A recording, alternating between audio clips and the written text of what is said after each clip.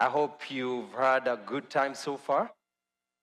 All right, so what I request is that kindly remember Slido. Remember to vote for your best pitcher. This is the last session. We'll have 10 minutes after the pitching session to vote. It's open for only 10 minutes. Okay, so I'd like to invite our next jury for the Blue Circular, Jeremy Riro, Antoine, and Patricia Quignolo.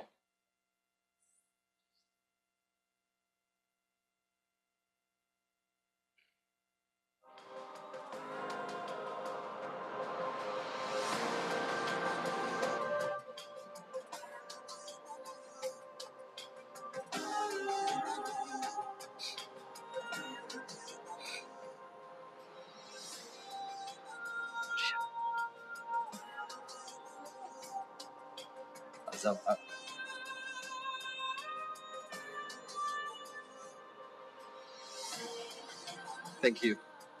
All right. So on to our next pitch.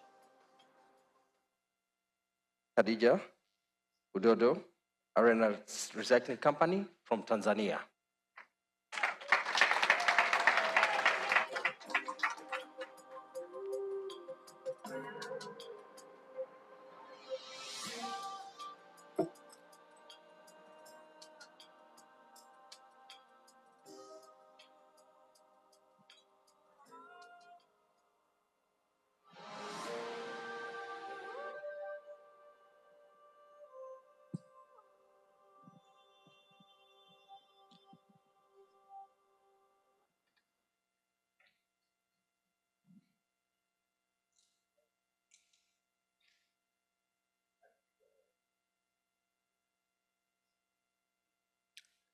Hello, ladies and gentlemen.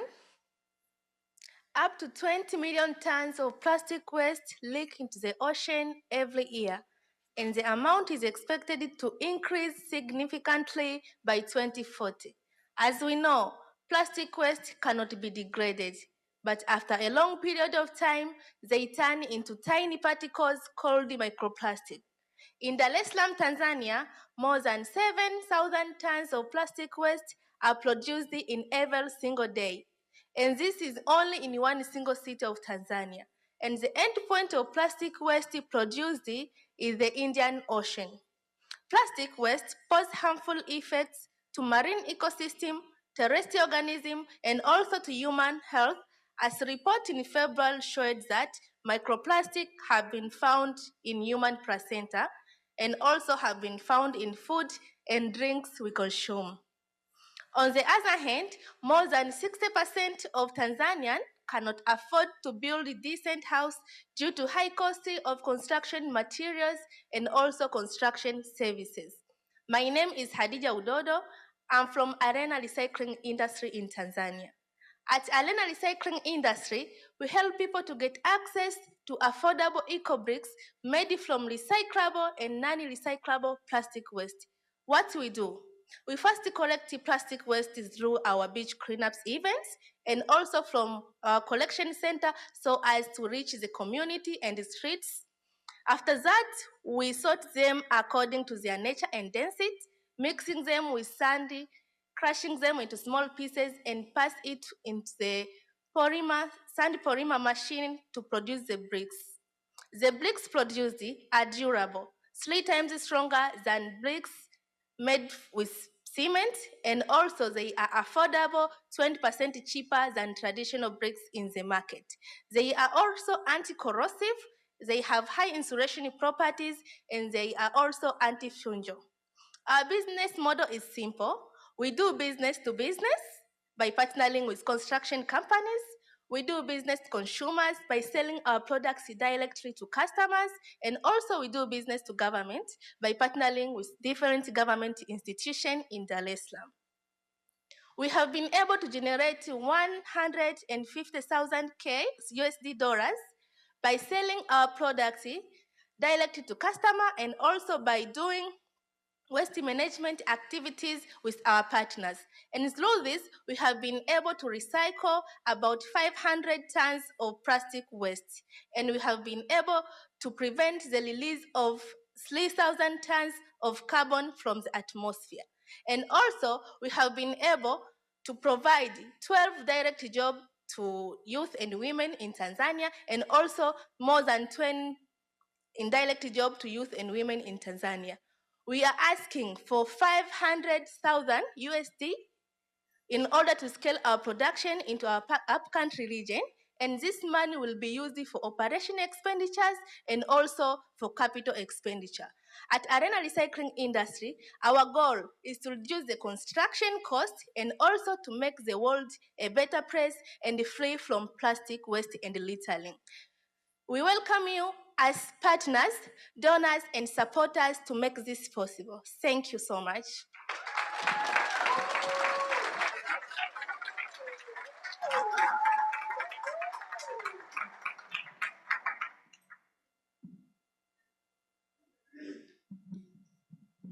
Thank you so much for the presentation. How much can you lower the cost for building a house, replacing cement using your bricks? For building a house, in normal prices, it costs about 10,000 USD dollars, and also in places where the rich people found, it costs about 100,000 USD dollar. And with your technology, with your plastic, so what is the margin between someone choosing between We reduce cement? the construction cost by 20%. And also, our bricks have interlocking properties in nature, so we'll reduce the use of cement during construction. Yes, and also the amount of water which will be used during construction. Hence, we ensure the construction services is cost effective. Yes, thank you so much. Okay, thank you. So much for your presentation. I was engaged from the beginning. Thank Good job. You mentioned that you have 12 direct and 20 indirect personnel. What are the ratios when you look at gender representation on that? Thank you so much. For 12 direct jobs are West Pickers in Temeke region in Dar es Salaam, and both are women who live under 2 USD per day. And also about for 20 indirect job are West Pickers, where we buy wastes from their collection centers. Yes, they are both male and females, but most of the waste pickers are male.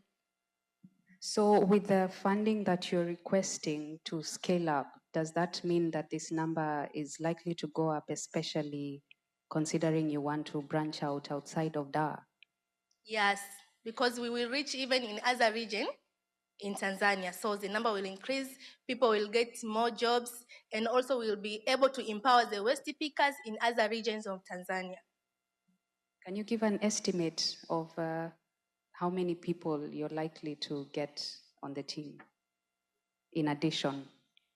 Can you repeat? Are you likely to give an estimate of how many more people you would get on your team with this additional funding? No, for now, for after we scale our production, we will be able to empower more than 100 people in different regions. Thank you.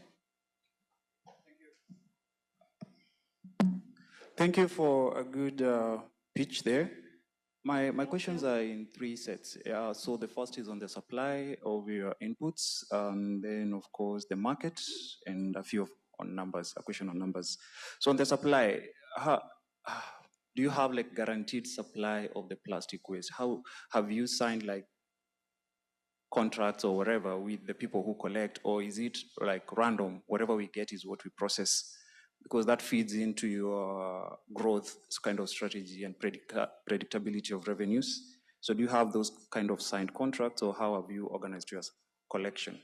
For now, since our production capacity is not that big, we produce about 100 bricks per day with our machine. So we use the plastic we collect through beach cleanups events in which we organize ourselves, and also from beach cleanups events organized by other youth-led environmental organizations in Tanzania, and also from waste pickers.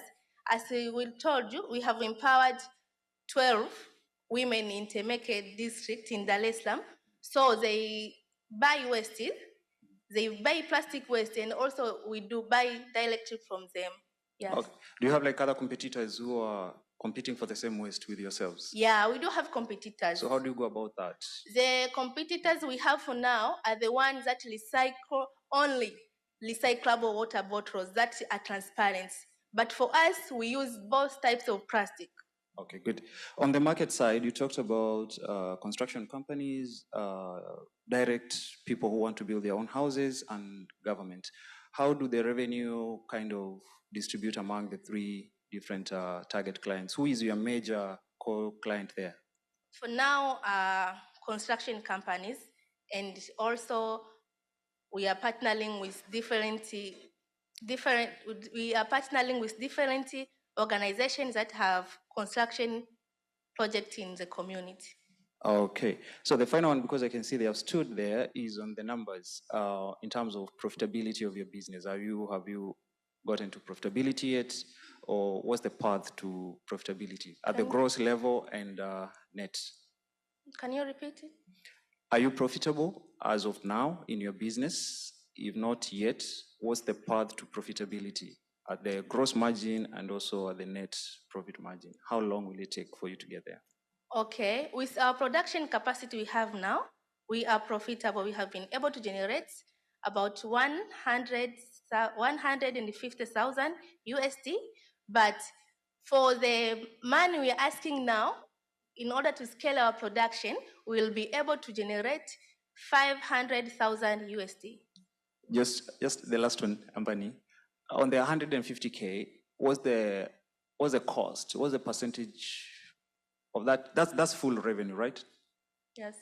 What's your cost what's your average annual cost out of the 150? How much did you spend and how much left was left? I'm not in a position to answer that question right now, but I'll be back to you. Thank you. Thank you, everyone. Our company's goal, as I said, is to reduce the construction cost and make the world a better place and free from plastic waste and retailing. Thank you, everyone. Thank you. Thank you so much, Adija.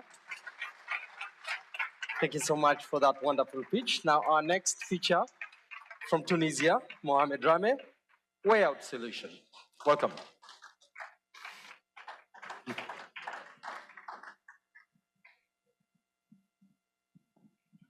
I start? Yes. Bonjour tout le monde. Hello, everyone. Floods. Sorry, he's waiting for the jury to put on their headsets. Imagine floods and marine pollution, two problems that come from the same source. Yes, one similar source. Waste intrusion in our drainage systems. You all know what manholes and sewers are. What we find along the roads that usually drains rainwater, but not only rainwater, but waste, such as plastic, cigarette stubs, and all forms of packaging can enter into these manholes. The first scenario would be like the waste will be in the drainage network. It will be saturated. Rainwater can no longer pass.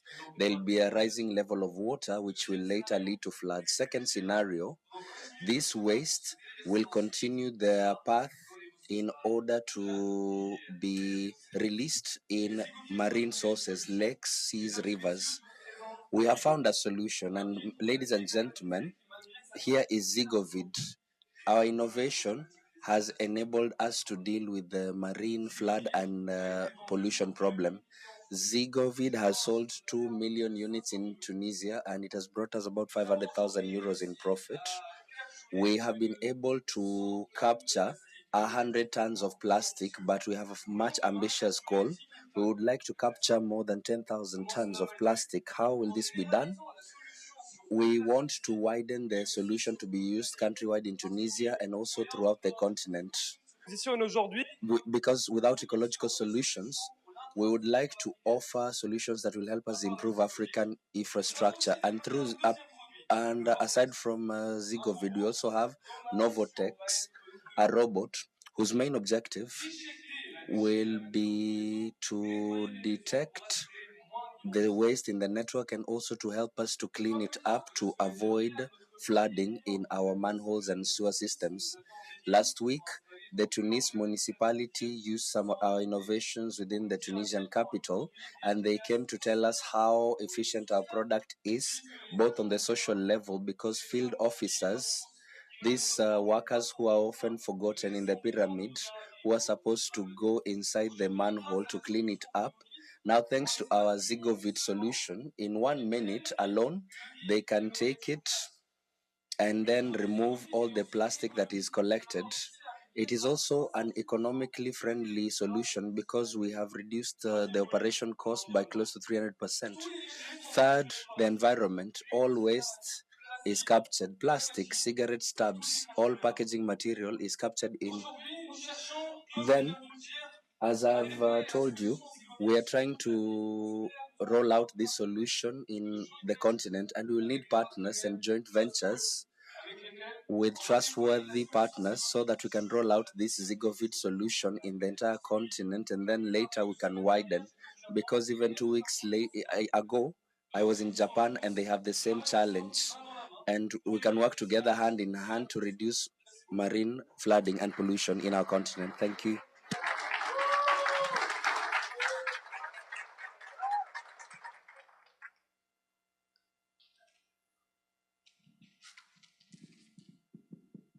Okay, I can go first again.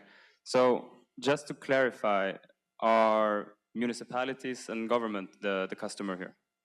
So yes, they are the end users, but they are not the one who will pay for the Zigo filter.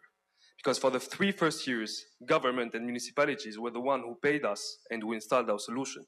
Still, this year they are the end user, but we switched in our business model, and now we are going to CSR companies, corporate sustainability responsibility, to invite them to sponsor and to finance the installation of Zigo filter in a municipality that cannot afford the installation of Zigo filter. And in counter, we give them impact reports. So because our Zigo filter has, as I said, environmental, social, and economic impact, we will quantify that impact, and then we'll give it to enterprises that will present those impact in the extra financial report. Okay, thank you. So are they also then the customer for the robot idea? Absolutely, yes. There are 2 networks. The first network is for the rainwater. Second network is for used water. The used water one will be our client for the robot. Okay, yeah, thanks for clarifying. Did you mention what it is that you do with the waste that you've captured? Okay, so until now we're not using that waste, but we are working on a process to valorize it. But until now, as we say, preventing that waste to go into the marine resources, it's a win for us. Because having that waste in a controlled system is way better than having it lost in the sea and the ocean. My concern would be that if it's not managed at that point, and yes, it's true, it's better than letting it get into the ocean, but we've seen audits and history showing that runoff from land gets into the ocean. So wherever you're disposing of your trash, is it somewhere where they manage it? Yes, absolutely. Municipalities have in their waste deposit, they have the municipality that we work with. So the waste that they get from our filters is get managed and recycled in part of it. Okay. All right, thank you. Thank you. Okay, great. Help me understand your revenue model from where you started and the shift you're making. So who is the paying client and who is the end user? And is it a repetitive kind of revenue model because you have installed that device, or is it a one-off sale? That clarity. Okay. So can I respond in French? Maybe you can put the headset for me just to be clear. Now, in the first 3 years, Zigofilt was sold to municipalities. It's the municipalities who were paying for this filter, and they were using it at the same time. This year, 2024, we observed that this business model was not scalable. That's why we changed our business model, and currently we're proposing to private companies to enter with us in a collaboration to fund the installation of these filters on behalf of municipalities, and then they can receive these impact reports from our part. Now, the revenue model is that the impact report will be given to these companies annually, and they need to pay a subscription so that they can continue to receive these impact reports on what the filters can do. But municipalities are still the end users. They're the ones who are going to ensure maintenance of these filters once installed. That's it. So you have two revenue streams when you are selling the Yes. filter and when The they are impact reports. subscribing. They're subscribing for the reports. Yes. How many have you sold? You said 2 million? 2,000 filters. 2,000 filters. And in terms of scalability, Yes. how big can it go, and how does Yes. that relate with the amount that you're looking Absolutely. for? So the Tunisian market, in the Tunisian market, there's like 200,000 sewers. So possibly 200,000 filters that we can sell. In the Africa or the North Africa countries, it's up to 1,500,000 sewers. So you see the market is very big. And in a matter of scalability, we can go scale. We can scale up. In no matter of what? The amount that you're raising. Of selling? How much are you raising?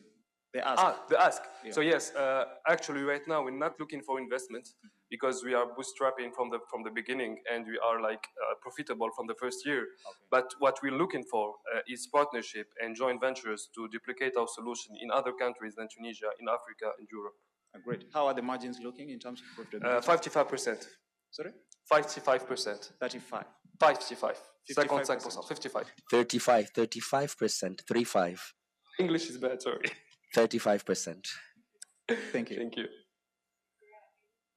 Sorry. Is there anyone else doing what you're doing? No. As a matter of fact, we started in 2020, and for the first 4 years, nobody did what we did. But in 2024, there's a startup in France that tried to do what we did, but the price is way higher than ours. Second thing, there's indirect competitors, because municipalities tend to bring, they outsource the cleaning of their sewers, so they bring big trucks and they try to aspire, or with a high level, avec une haute pression d'eau, ils vont essayer de... So with water pressure, they are going to outsource the cleaning of this network, but we do not have a direct competitor currently within the African continent. Merci, Mohamed. Thank you. Merci.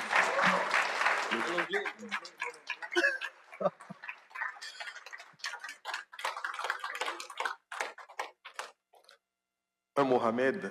Oh, Mohammed, who now is giving the floor to our fellow Mohammed from Sierra Leone. Let's welcome Mohammed Kamara, who comes from Freetown Innovation Hub, Sierra Leone.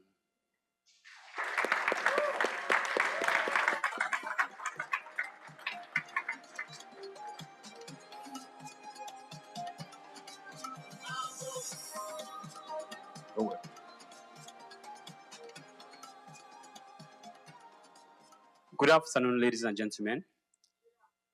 My name is Mohamed Kamara. I bring you warm greetings from Freetown, a beautiful nation in the west coast of Africa. I run a venture called the Freetown Innovation Lab. We have 3 focus areas: waste management, energy, and e-mobility. I actually am a great innovator and inventor. I develop all of these energy solutions from waste, like windmills, hydropower solutions, and biogas solutions. But today I'm here to just focus on the waste management. My father was paid only $10 a day, only $10 a month, and he was the only breadwinner in my family. I remember going to school on bare feet, sometimes just having like 1 meal a day.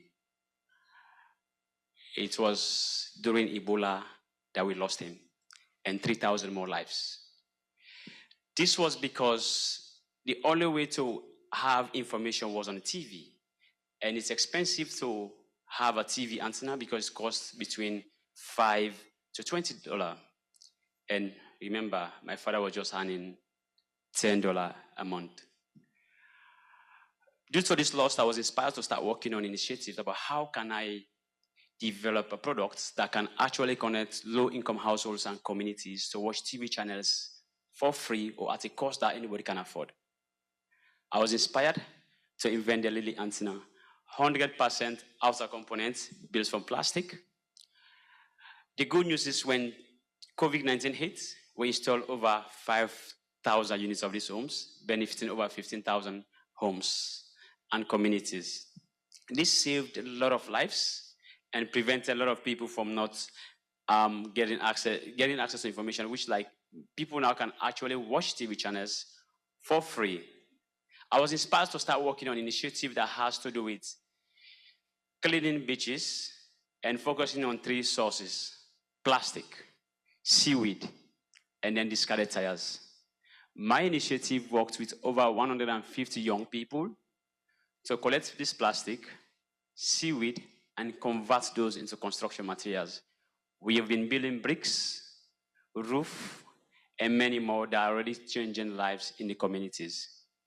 Presently, you'll be able to see our roofs. That's actually the first ever roof that we have actually built from plastic and seaweed combined. Because for us, seaweed is a waste and it's flowed across all the beaches in Freetown. And our initiatives has been able to convert that into roof that people are using in their homes. We also use these discarded tires that are scattered across Freetown to convert those into furniture that are used in homes, offices, and schools.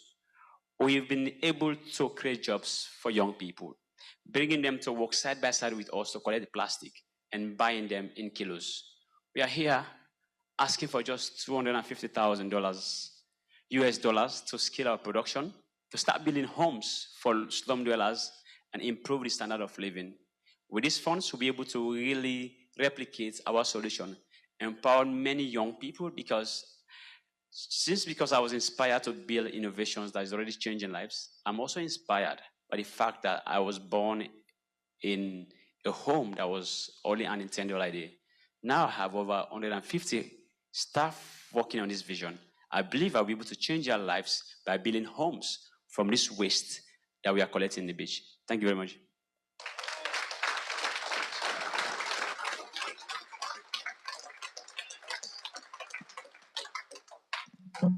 Okay, thank you. Could you clarify a little bit on the revenue streams? Like, what is the major source of income here? So we raise $100,000. Part of that, 60% is from revenues and 40% from grants. Okay, but between the different products? Yes. So you can see we have different product line. We have roof, we have bricks, we have chairs. So majority of our funds, revenues right now are coming from the furnitures that we are constructing, the roof solution that are already installed in some homes, and then of course the pavement tiles that are all built from plastic waste. Do you have like a percentage distribution of the revenue streams? 40% from sales, 60% no, for the different products. For the different products. Let's say the roofs are like 20%, the pavements and the bricks can be 50%, and then the others can be 40%.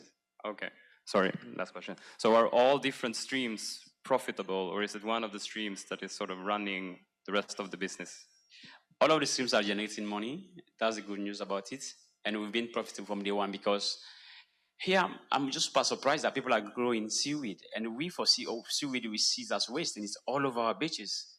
And nobody's doing anything about it. So and of course I'm an entrepreneur, so I start thinking about what can I do with this seaweed. So I start using them. So yeah, of course we'll not be short of plastic and seaweed anyway. It's always going to be there. And I hope scaling up with our approach of recycling this, we can do more with that. Okay. Thank you. What does your team look like? I know you've said you have 150 people, yes. But what's the management team like? So management team consists of 17 people, and the 130 somethings are the waste collectors. So we have like waste collection points. We are the people bring their waste, we scale, and then we buy. So, but they also have a component which has to do with community waste collaborations. These are like women cooperatives.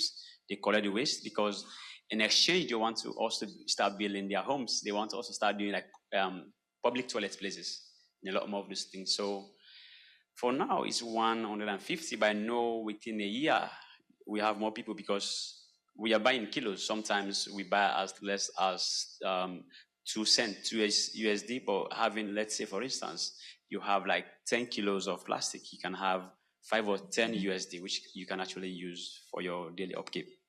And the tires, we are buying tires from everybody, and then it's more even expensive. That's like $1 for one tire. So imagine you bring like 10 tires, you have like $10, and then times 30 days in a month, $300, which is way above the monthly earning of majority of people that even have in degrees. So my team comprises of Malens. She's a social entrepreneur that did a TED Talk that has over 100 million views.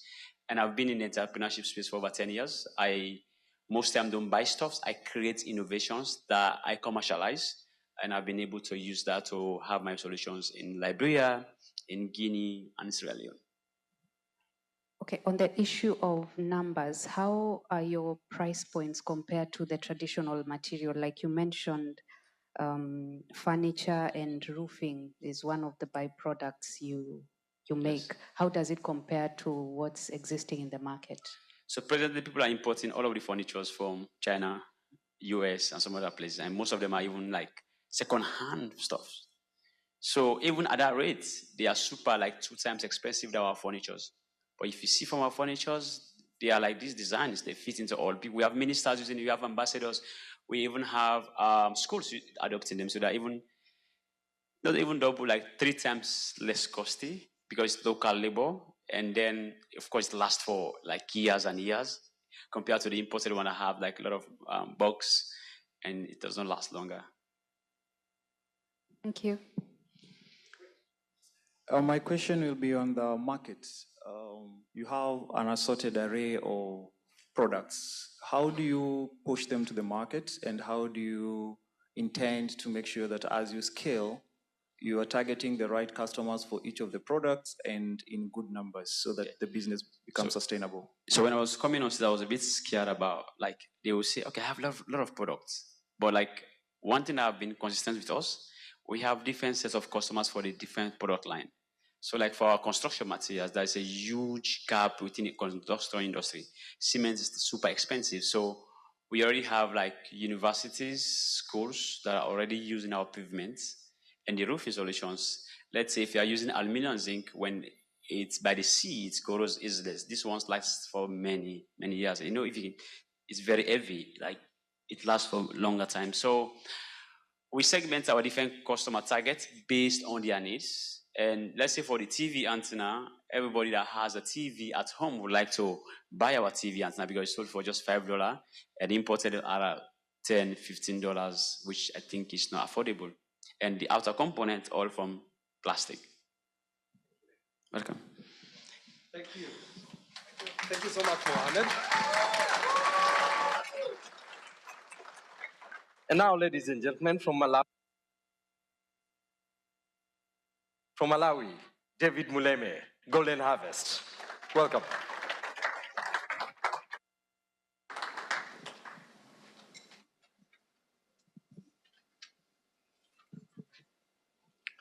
Ladies and gentlemen, my name is David Muleme from Golden Harvest.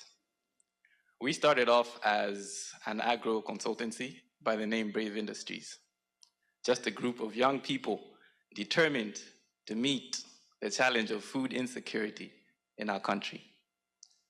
Our primary goal was to help underserved farmers, most particularly women and youth. And so far, we've helped over 60 cooperatives with a combined membership of 30,000 individuals. We've helped them access about $4 million in funding. Now, in our years of service, we discovered a gap, and that is in fish feed. Let me interest you in a few facts about Lake Malawi. Lake Malawi is home to over 1,000 species of fish. 700 of those are endemic to the lake. You might be thinking, this place must be a flourishing food basket. On the contrary, it has been plagued with overfishing, unsustainable fishing practices, as well as gross underutilization of potential. One specific case of a negative influence on overfishing has been the extinction of the lake salmon, known as the mpasa. Now, over the years, fisheries have been instituted in our country to ease the pressure from the lake. However, they've been met with exorbitantly high fish feed prices. Ladies and gentlemen, that is where Golden Harvest steps in. With one key ingredient, which is a source of protein, that is the black soldier fly. It is organic, regenerative, and sustainable. How might you step in? You might be asking, how can we step in? Well, we're looking for an investment of $7 million US. We're open to grants, we're open to loans, and other innovative financing. And as a wise investor, you're also asking, what is in it for us? What is in it for the community and society at large? Well, within 5 years from commission. But before I go to that, let me also specify what the 7 million is going to be used for. We intend to commission a fish feed factory, as well as a fisheries, basically. And so, what is in it for the investors and the community at large?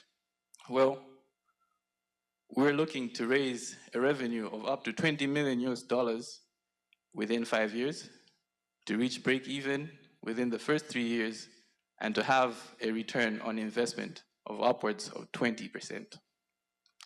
Ladies and gentlemen, once again, my name is David Muleme from Golden Harvest, and I invite you to make a collaborative effort to disrupt an industry and impact the lives of millions of Malawians and the world at large. Thank you.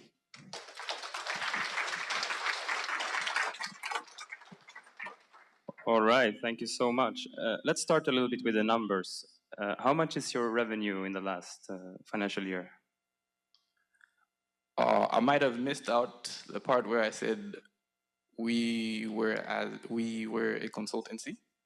So as a consultancy, we've raised over $4 million US on behalf of farmers as well as individuals. But from the black soldier fly?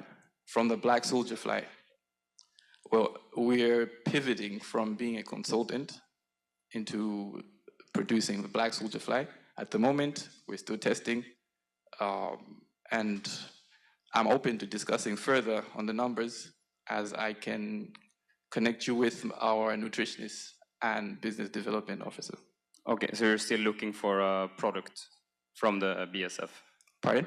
You're still looking for a product? Yes. Okay. Definitely. So for the investment of, did you say 7 million USD? Yes, sir.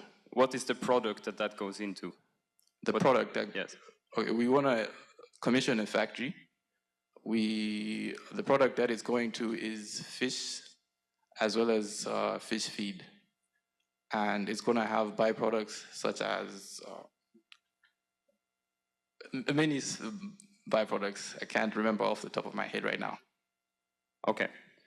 So just to clarify, is it black soldier fly or is it fish production in the end? It's both. Okay.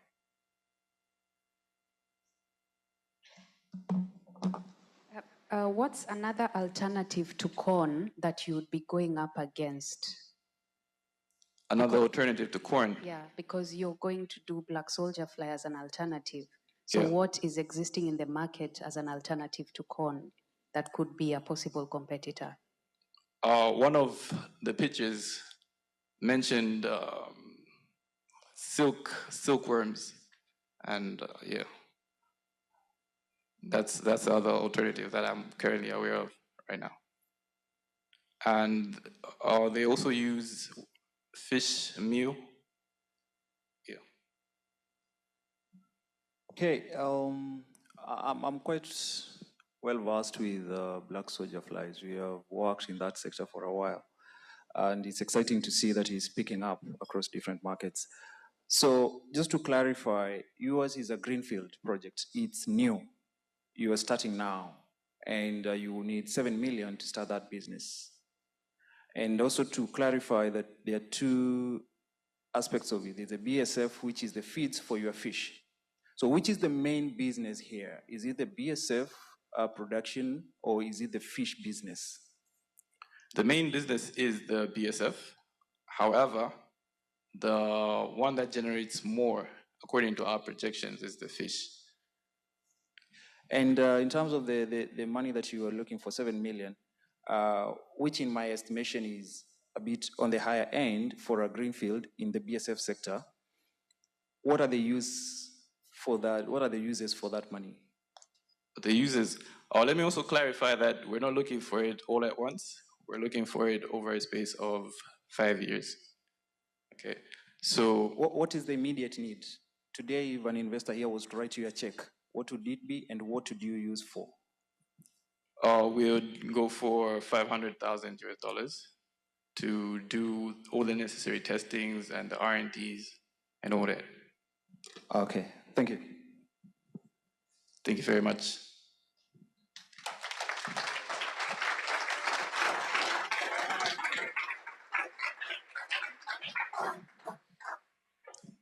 C'est tellement clair. So it is clear that we do not actually have time, and so a Kenyan entrepreneur to close this session.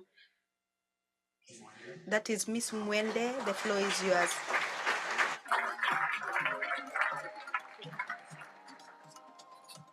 Good afternoon, everyone. My name is Faith Mwende, and I am from C Ventures. And in C Ventures, we do have a brand of product called Zuri Feeds. We make quality organic animal feeds, which are made from fish waste. We reutilize the disregarded fish waste to help tap the untargeted waste in the blue economy and in the fish value chain. Did you know that 60 to 70% of our fish goes into waste, and only 30 to 40% is taken in, either during fish processing or in consumption? We work with the fisherfolk fraternity in the collection of fish waste to upcycle to make animal feeds, which include chicken feeds, fish feeds, pig feeds, and now we are adding to the pet feeds. All these feeds are sold to the farmers. The problems which you are trying to solve, one is post-harvest losses in the blue economy and in the fish value chain, scarcity and unaffordable animal feeds, and also we have environmental nuisance of the fish waste and low dietary animal feeds here in Kenya. The solutions which we are trying to come up with, one is provision of quality affordable feeds to the farmers, a reduction of the post-harvest losses in the fishing industry, and also economic gain through job creation and income generation. The process starts from collection of the fish waste from the fishing industries, fishermen, beach management units, and also the fish vendors, and it is taken to our facility for processing, whereby we are doing sorting, grading, formulation, crushing, pelletizing, and packaging to sell to the farmers. Our direct beneficiaries of this project are the poultry farmers, aquaculture farmers, pet owners, and also the pig farmers. According to the Ministry of Agriculture, Kenya requires 55 million metric tons of animal feeds annually, and only 40% is achieved by provision of 22 million metric tons, leaving a gap of 33 million metric tons, which is equivalent to 60%. So you can see how big is the market and how scarcity and unaffordable animal feeds are leading us to in Kenya. Our direct or maybe our business model involves selling these feeds to the farmers and also to stockists who would like to store our products. So far, we have been doing 200 tons annually, but this is subject and limited to equipment and facility. And here we are asking for 300,000 US dollars for installation of a facility, a factory, infrastructure, and also licenses required for these animal feeds. And also we have done a lot of impacts in terms of blue economy, whereby we are upcycling this fish waste, helping to show the fishermen the importance of this waste which is going into the west. But also we are also targeting on the farmers, whereby we are also training them on sustainable fish farming, poultry farming, not just only offering the products. We're also focusing on job creation, where so far we have created job income to the community by employment of youths, whereby we have like 10 people who come for processing, and also we have also 10 who are also found in the processing facility. We are working with the women together with all us other community, whereby we are involving them in the collection of fish waste to make animal feeds. Thank you. Sea Ventures has the potential to make it here in Kenya through post-harvest losses and aquaculture provision of these animal feeds. Welcome everybody, and we are here for your investment. Thank you.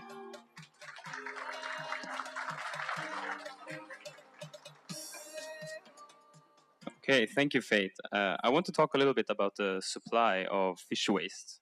How do you secure that you have enough fish waste as you scale your production of fish feed? Okay, one thing people haven't even known is that fish waste is the untargeted one in the blue economy.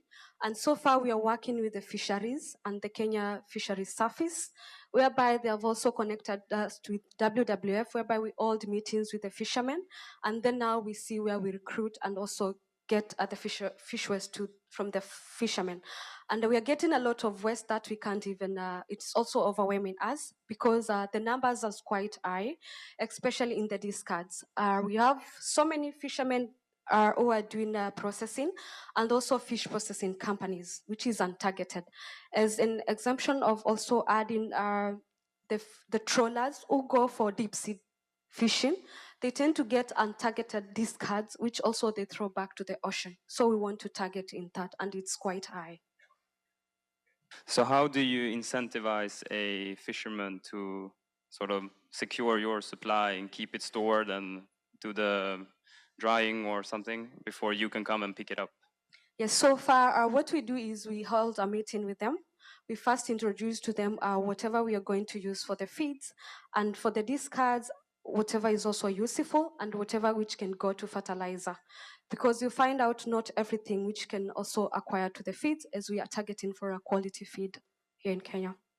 Okay, thank you. What's the market size of organic feeds, and what are you targeting percentage-wise?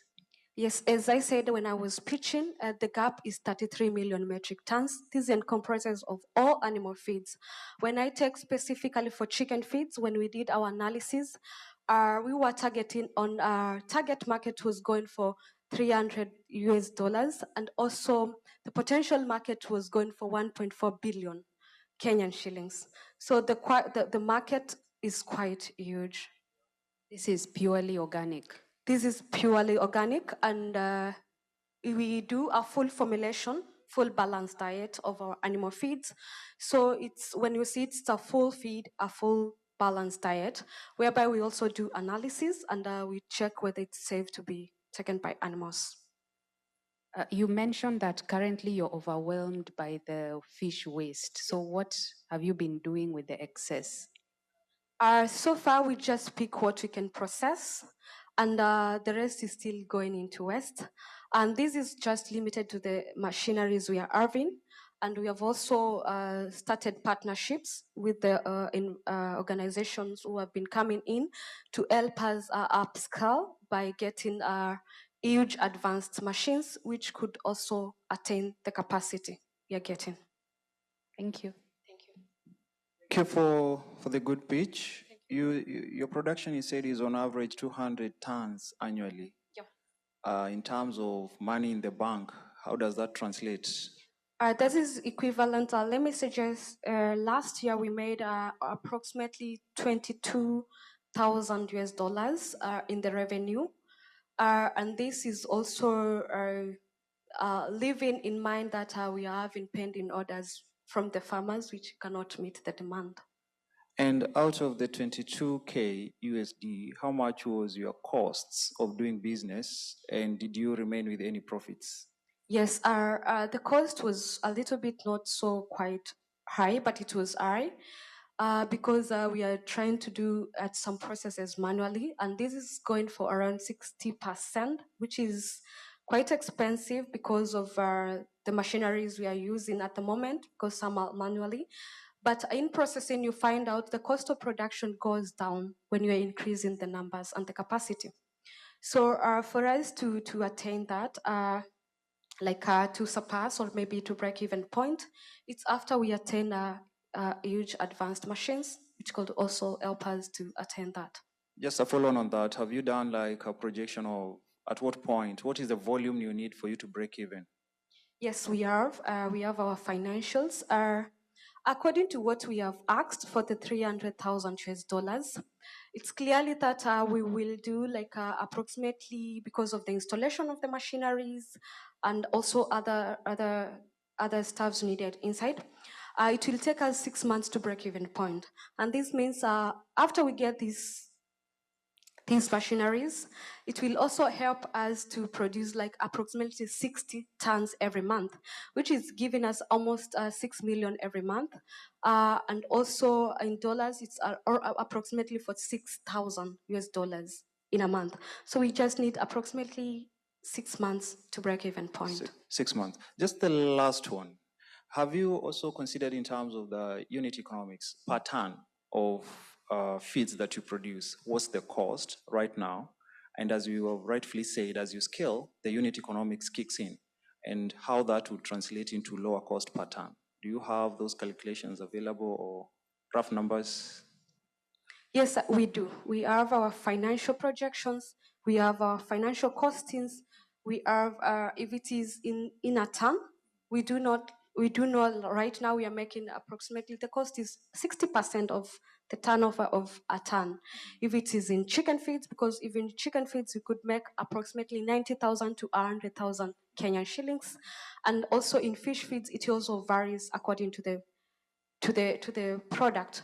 But now, not forgetting that you could get the waste and also sell the fish meal at its cost, whereby now there we get a profit of 60%, which is quite encouraging to us. Great, thanks. Yeah. Thank you. Thank you.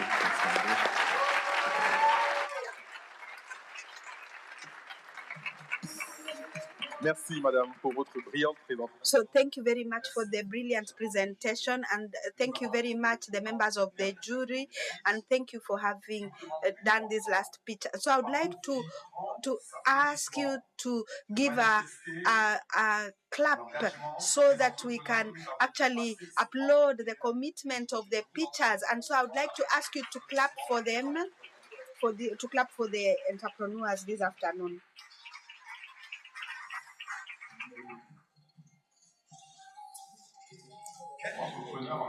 Being an entrepreneur in Africa is not easy, but if you see the podium, these young women and men is actually proof that it is possible to have an event like BlueInvest Africa, which brings together people with expertise that is very strong, that is proof of this. And so we would like to continue. And so thank you once again for everybody who has been in this event, and so we are getting to the end of this second edition, and so we are going to take a small break before we go to this closing ceremony.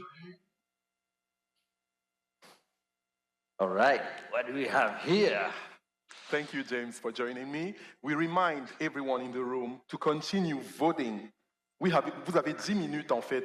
So we have 10 minutes to vote for the last pitch, so that you can vote the best entrepreneur. So that we are going to recognize this evening. And so This is something, right? Who wants to go on a boat ride? Okay, it's time. I don't know whether, do I trust myself? Do you trust me? Can I pick? How many trust me? Oh, no, just pick it. No trust here. So pick one card. Whoever. Let me. Yeah, shuffle them. Je vais agiter un peu. Right. All right, let's see. This is Sanusi Abdul Ali, Deputy Director, the Presidency, Bureau of Public Affairs. Oh! Here you go. Yeah. Yes, so you get a free boat ride. Yeah, that's courtesy of Aqua. Yeah, so you'll get to ride in the ocean, enjoy Kwale, enjoy the Indian Ocean. Thank you for participating. Yes. Am I going alone? Really, it's hard for me to tell. The choice is yours. Yes, all right, thanks. Yeah. Okay, thank you so much. It's been a wonderful session. What do you guys think? Yeah, we enjoyed it. We loved it. Okay, great. So we are going to have a tea break. And then after that, we'll come back here, all right, for another announcement. Thank you so much and enjoy the break. See you soon.